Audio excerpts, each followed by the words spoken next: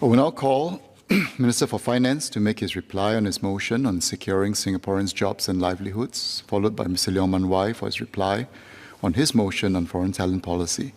Thereafter, I will put the question in respect of each motion to the House for voting. Minister for Finance.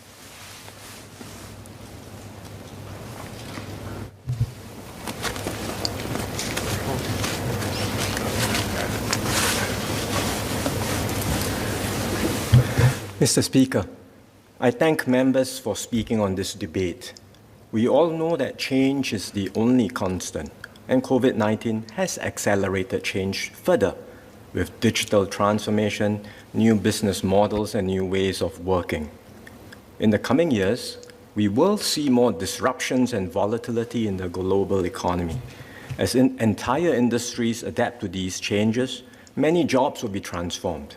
The skill sets needed will change. New jobs will be created, but some jobs will become obsolete. This is the reality of the globalized world we live in. And this is the inevitable price of human progress. Sentiments towards these changes are understandably mixed. Some foresee limitless new opportunities. Others fear massive dislocation of jobs. How Singapore capitalizes on these opportunities while addressing the anxieties around jobs will determine our success and whether we remain cohesive and intact as one people. I'm glad that members who have spoken acknowledge this is a complex issue requiring a delicate balancing act. We need to deliberate our options carefully and work hard to find solutions that balances the different interests and the needs of our stakeholders. There are no easy answers. Sir, I listened carefully to the points that Mr. Leong and Ms. Hazel Phua said just now. If I may summarize, the basic thrust of their argument is this: we have too many foreigners in Singapore. Let's squeeze them out of Singapore, and these jobs will go to Singaporeans. Even better, our wages will go up. But this is simplistic and wishful thinking, and let me explain why. First, when we squeeze the foreign PMATs, the jobs will not automatically go to Singaporeans. Just think about this. Global businesses are here. International consultancy, a private bank, they are here, as Ms. Mariam Jaafar said just now, to play the global game. They are not here to serve the Singapore market. They are here to serve the region and the world. And here in Singapore, they want to bring together an international team. That is our value proposition to them. That's why they find Singapore attractive. Imagine if you tell them, look, you can only be here if you fulfill 90% of your staff being locals. That's the condition. Why would they find that attractive anymore? So, to assume that by squeezing the foreigners, all these jobs will go to Singaporeans, I think is just being very simplistic about the argument. But Mr. Leong goes further than that. He says, look, if foreigners go and Singaporeans can't take the jobs, then it's the failure of the education system. Really? I think that argument is completely disingenuous and does a great disservice to our educators and teachers in our schools and institutions of higher learning. Mr. Leon Pereira and Mr. Gerald Giam didn't go as far as Mr. Leong, but they had variations of this same argument. If only you did better with training. If only you taught all the kids coding from a young age 20 years ago. If only. Sir, we will continue to improve our education system. But I think all of these arguments miss out on the most important point. And that's the stark reality that Singaporeans are great at the workforce, but there are just not enough of us. We have needs in IT. We have tremendous needs in engineering. Look at the services sector. Healthcare is growing. We need more people to look after our elderly population. We need more doctors, nurses. We need more physiotherapists. Oh, by the way, low income issues are a problem. Don't we need more social workers too? And didn't some members of the PSP ask, earlier when I was in MOE, they certainly did, let's recruit more teachers. Where are we going to find all the Singaporeans? Everybody wants more. Indeed, if you go to any of our faculties, or maybe most of the faculties in our universities, polytechnics, ITEs, they will tell you when they talk to industries, the employers are saying, look, we want your graduates, but produce more of them. And how are we going to produce more Singaporeans graduates? If we move to one area, the other will say that there's a shortage. That's just the stark reality. Then there is another argument that says, look, so many mid-careers underemployed. Let's train them. Yes, we are doing our best to train all the mid-career PMETs. But this does not happen overnight. All of us know it's very hard for someone in his 40s and 50s to make a career change, to transit from one industry that they have been working in for years to another industry. It takes tremendous effort. And that's why, as I mentioned earlier, the government is going all out to help our mid-careers. We are investing more heavily in Skills Future, in lifelong learning. We are working with our tripartite partners, and especially with the NTUC and labor movement. But individuals also do have to make the effort in order to make these transitions. So that's my first point. It's hard work getting this reskilling done, and we shouldn't just automatically assume that squeezing foreigners means jobs will go to Singaporeans. Second, Ms. Phua also showed the chart that suggested there was an association between tight labor markets and wage growth. And yes, perhaps there was, the data is quite clear based on the last 10 years, but I would say be careful about drawing simplistic policy conclusions from that data. It will potentially lead to bad outcomes. What happened in the last 10 years? We had the 2008 global financial crisis. And then after that, we waited for a while to make sure that the economy stabilized.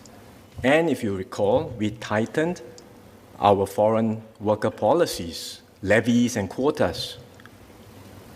At the same time, the economy bounced back very sharply, much more strongly than we expected. In fact, I remember after 2011, entering politics, and we were discussing this issue, having dialogues, many businesses and employers were literally scolding us for tightening foreign worker policies. They said, look, there's so much growth. Why are you holding us back? They were very upset with us. But it was that combination of factors, tightening of foreign worker policies, the very strong economic growth during that period that resulted in wage growth.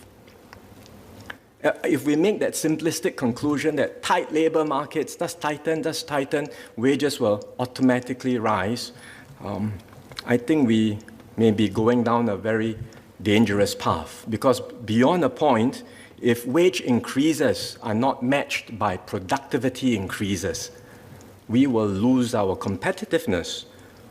And when that happens, we are not just squeezing out foreigners, we will be squeezing out investments, and jobs will go with them.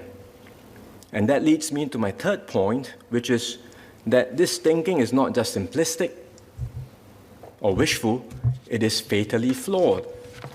If we were to take such a short-sighted approach, companies will leave and jobs will leave with them.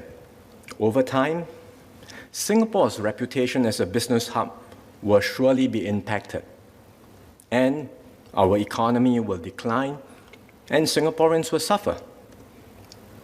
There is another thing about the PSP's approach that worries me, and that's the complacent assumption in their thinking that Singapore has arrived and companies just want to be here. So the government can set tougher rules and the companies will have to put up with it because they have no choice.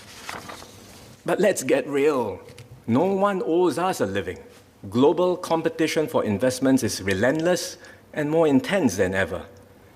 It took many decades of hard work to get to where we are today.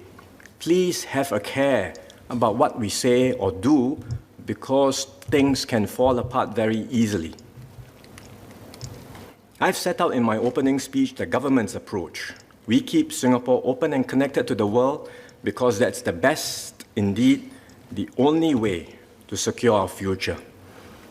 At the same time, we know that there are downsides to being an open economy, and so we will deal with these downsides proactively. Associate Professor James Lim just now talked about the concern about an India shock.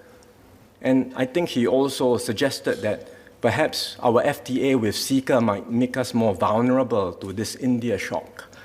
But again, this CECA is not relevant here. CECA or not, if India liberalizes and open up, just based on WTO, there will be an India shock which we will have to deal with and adjust to, as we had to do when China joined the WTO.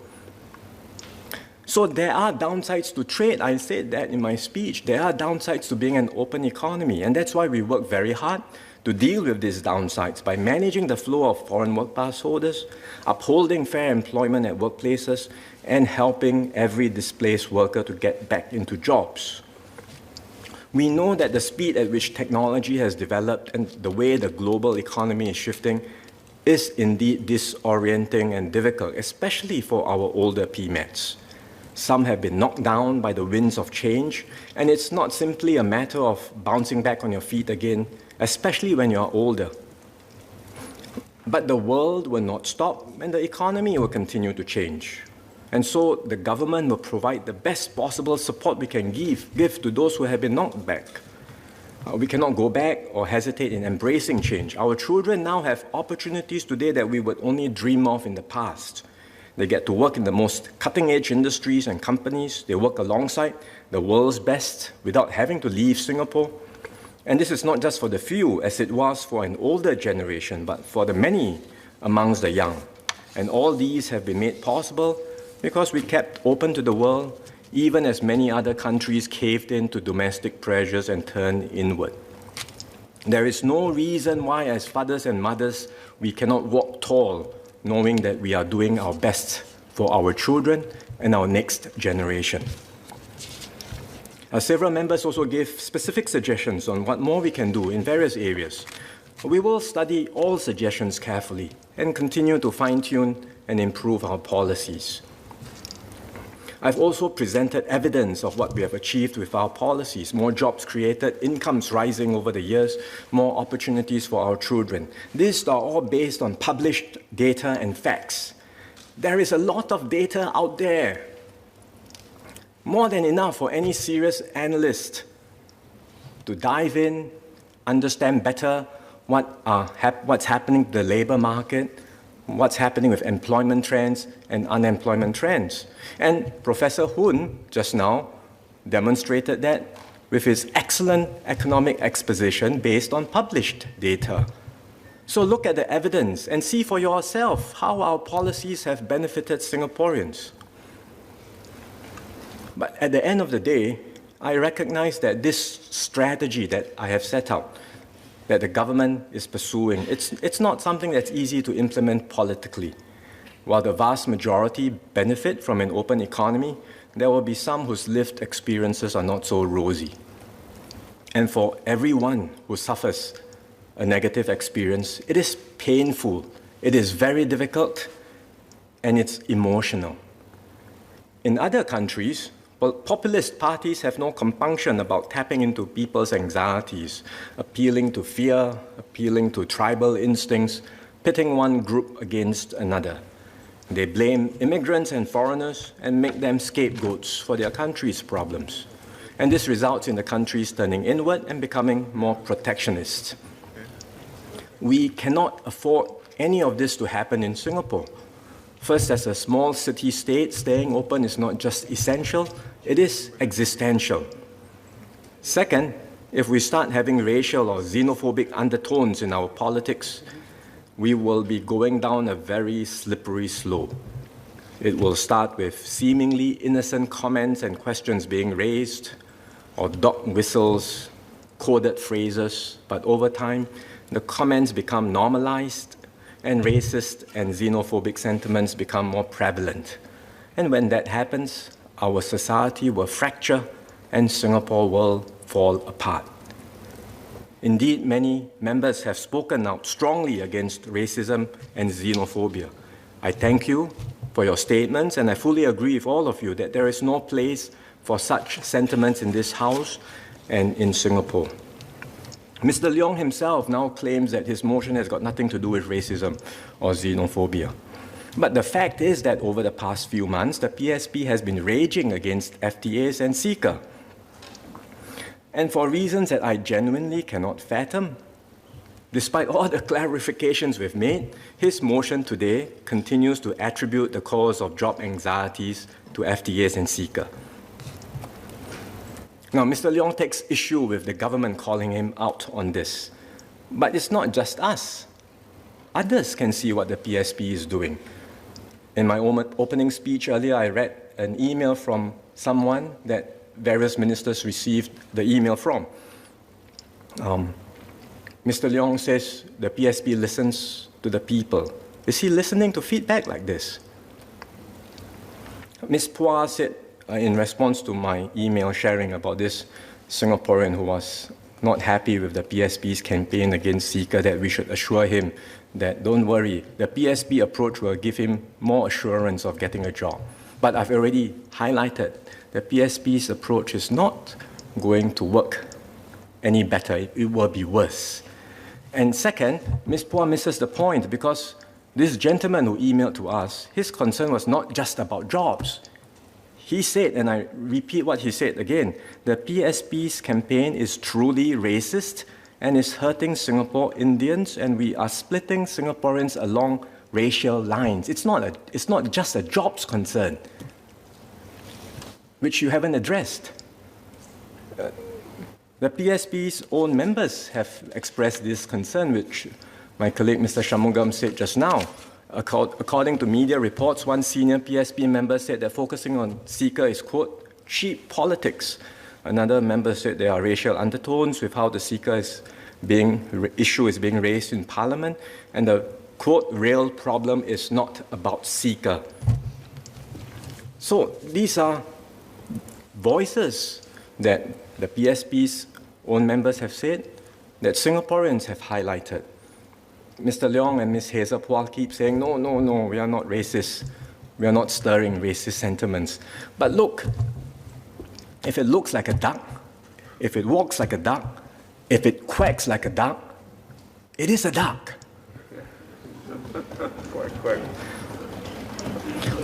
Whatever Mr. Leong or Ms. Hazel Phua may say, the fact is that this is how people see and perceive the PSP campaign. Mr. Leong also asked for more data. Well, Dr. Tan had given a whole range of data just now, and as I said, there's more than enough public data out there to show that the job challenges we face do not arise from FTAs, let alone seeker.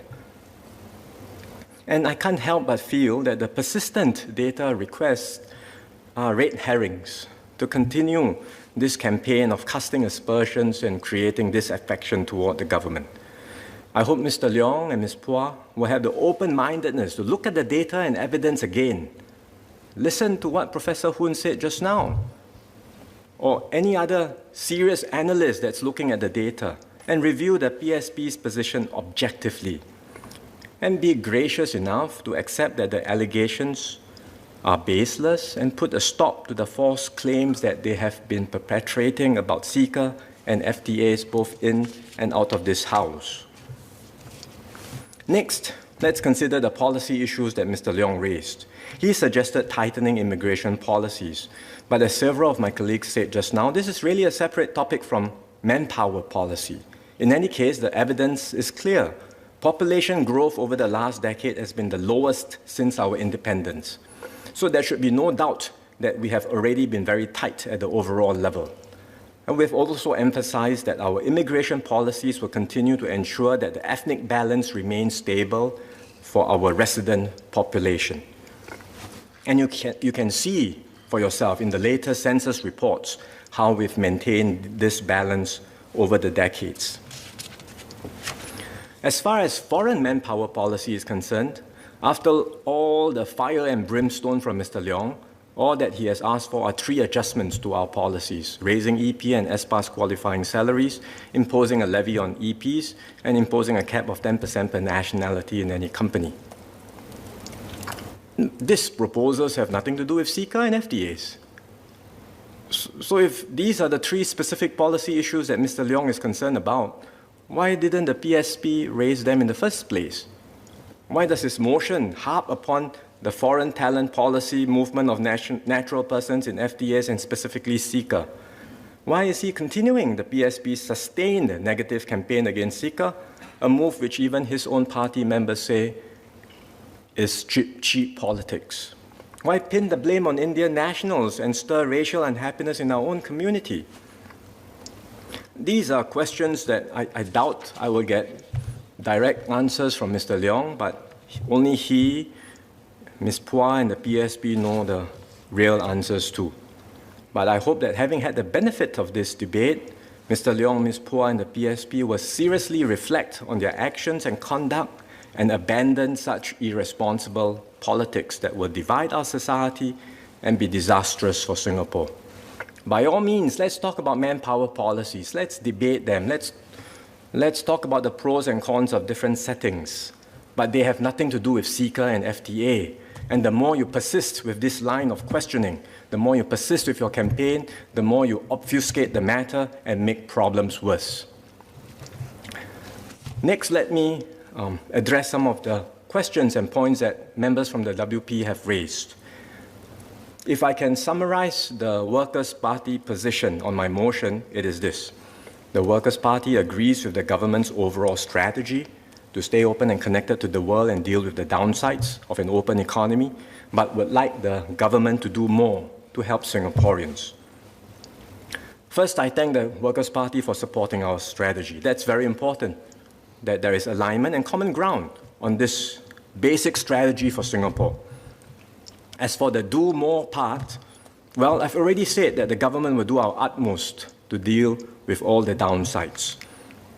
Where there are specific policy suggestions, and a few were raised just now, we will consider them. We will weigh the pros and cons and consider carefully also, wearing my MOF hat, how we should pay for them. And I'm sure there will be opportunities in future for such meaningful debates, including during the budget next year. The Workers' Party also had another line of argument, which was about information, data, and communications. The government's communication is not perfect. We will always work to improve our communication strategy. But where data is concerned, as I've said, there is already a lot of data that we have released to the public. Data on the labor markets, data that has been requested. We've put out more than enough data for anyone looking at the matter to examine the facts carefully. The Workers' Party's line is that more data is better, and in fact, why not go all the way and have freedom of information, a proposal which the Workers' Party has made before. I would say the government has a different view. We see data and transparency as a means to better governance, and it's not always the case that data is necessarily an unmitigated good. America has the Freedom of Information Act. What's their trust in government like? It's all the external surveys will show that the trust levels are low and nowhere near where we are in Singapore today. And this is America, but you can look at many other countries which have similar freedom of information provisions, and that has not helped to improve public trust or public confidence in policies. The real issue is this: when someone loses his or her job, they will be unhappy, no matter how much data you provide to them. In fact, when they lose their jobs, they are not interested in data. They need help. And so we will do our utmost, as I said, to help everyone who is displaced. There is also sometimes, from time to time, good reasons why we may want to be careful about releasing data, which is why I said our view on data is a lot more nuanced than the Workers' Party's position that just release all the data and everyone will have enlightenment. For example, people ask for more data with breakdown by nationality.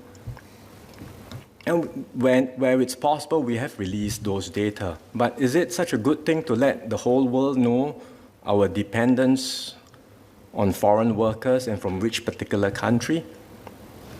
Really, do we want to let everyone know that? I think it was one of the Workers' Party's members who also said that one has to be careful about hostile actors that may exploit our social fault lines to disrupt our society.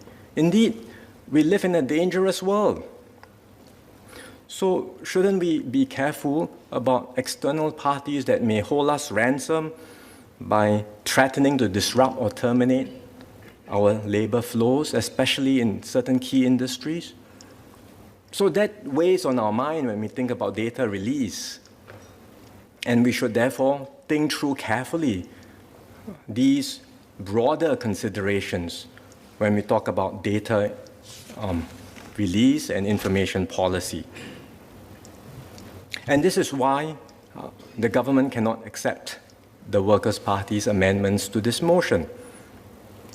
First, the First Amendment dropped the word support and talked about calling for stronger actions. But this leaves it too open-ended and changes the meaning of the limb of the motion that we originally had. The second limb, limb F, talks about data and information, but that's really about, as I said, information policy. Nothing to do with the debate we are having now about jobs. And there is no shortage of data, as I've emphasized earlier. There's a lot of data today already that allows anyone to study the facts and evidence to decide how our policies have worked and impacted Singaporeans, and make an informed decision about this matter. If the Workers' Party would like to have a separate debate on information, data provision, or even what the Workers' Party has proposed, which is to have a Freedom of Information Act, we can do so separately. But let's not conflate the issues. Finally, we talk about racism and xenophobia, which is the important issue we are dealing with today in this debate. I note that the Workers' Party has tried to disassociate itself from the PSP motion.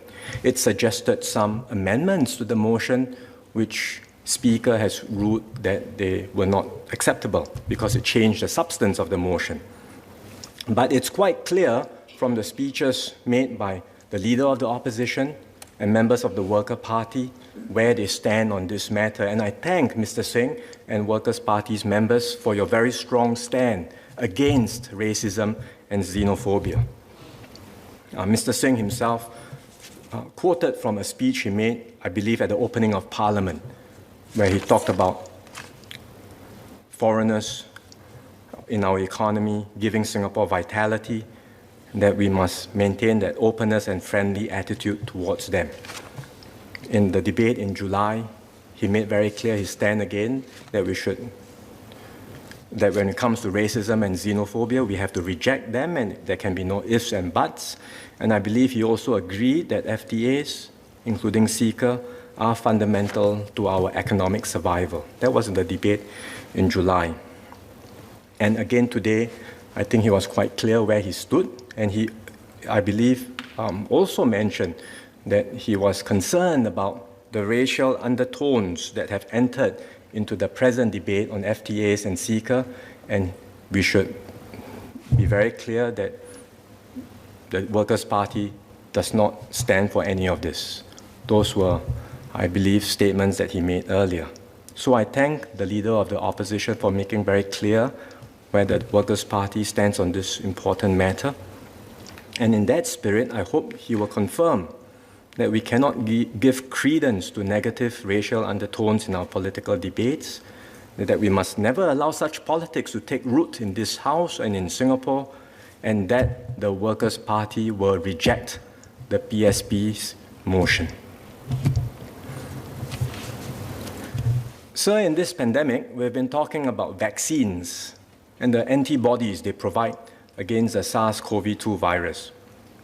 There are other viruses we should worry about. The dark forces of fear and anger, of racism and xenophobia.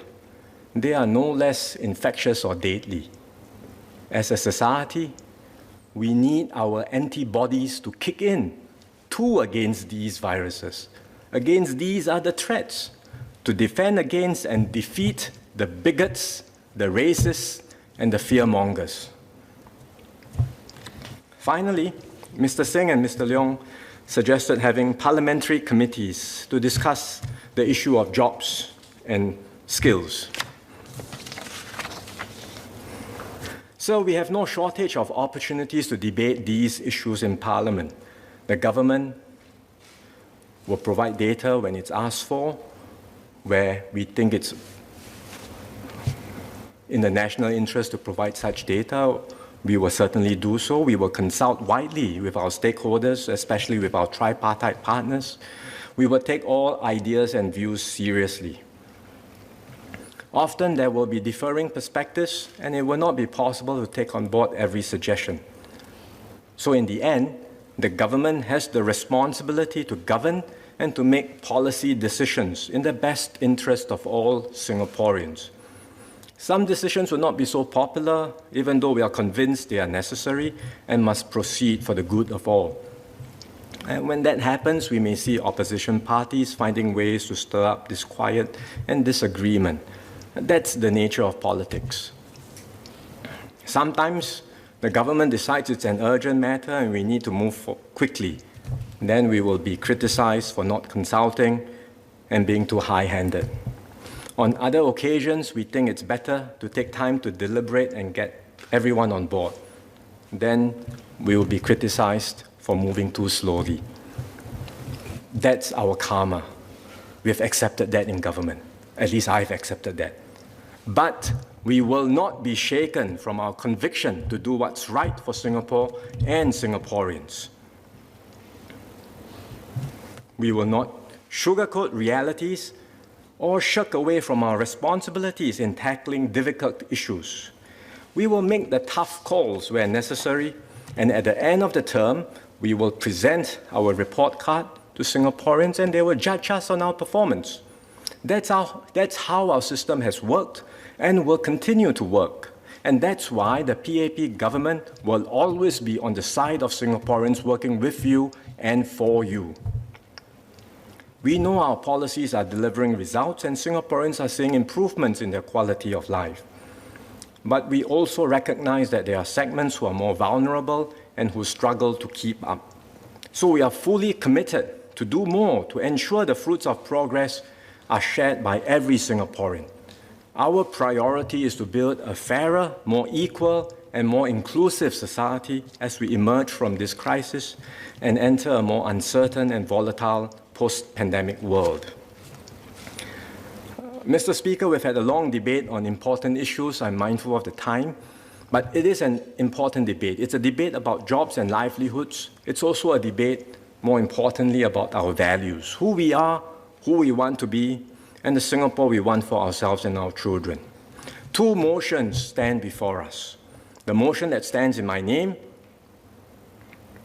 that talks about Singapore's overall economic strategy to stay open, connected to the world, and to deal with the downsides of an open economy, and to continue with all our efforts to help every Singaporean cope and adjust, and to make sure Singapore stays united and we progress together.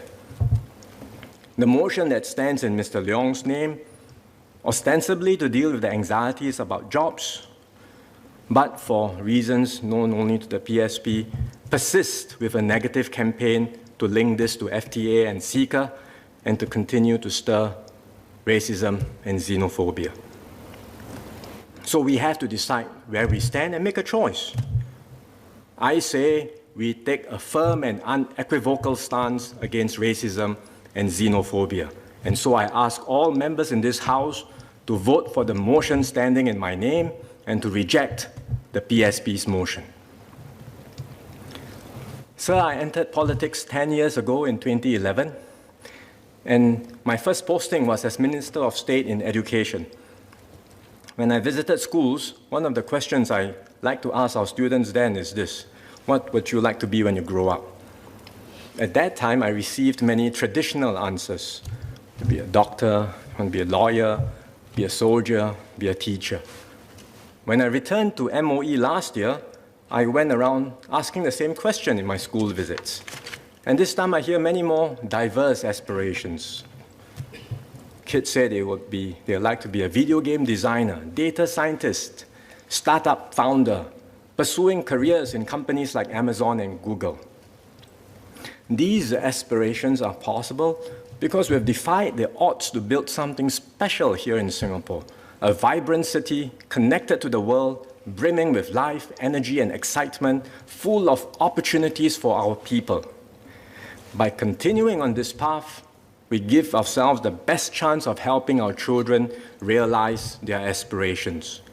And this is what's at stake for all of us. We know it's not easy to thrive as a little red dot in this big ocean of globalization. We will encounter many bouts of stormy weather along the way, for sure. But we are all on the same boat together, and we will get through these storms as one people. And that's what we've been doing for the past 20 months, dealing with the COVID crisis. It has been difficult for all of us.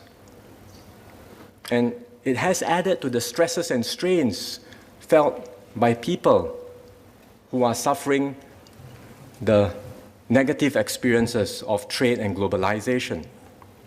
But we have also seen throughout this period that we are strongest when we stand together. We have demonstrated we have the never say die spirit, we have the ability and drive to work as one people, and we have the guts and gumption to meet every problem head on. So together, we can build our best home in Singapore and create a brighter future for ourselves and our families, and for all Singaporeans, young and old. Thank you, sir.